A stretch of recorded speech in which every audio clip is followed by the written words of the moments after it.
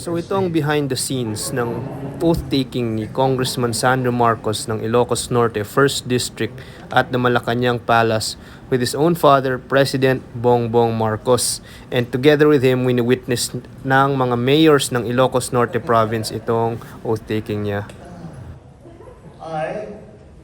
I, Ferdinand Alexander Araneta Marcos, having been elected to the position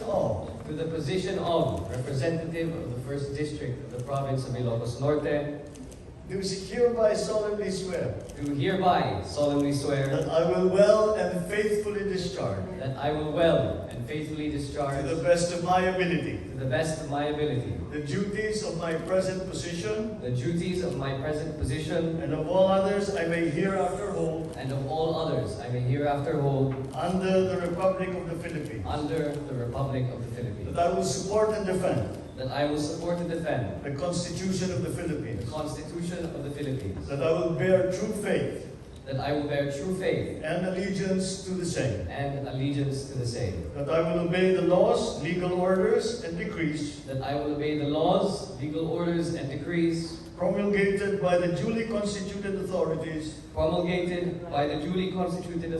of the Republic of the Philippines, and that I impose this obligation upon myself voluntarily, without mental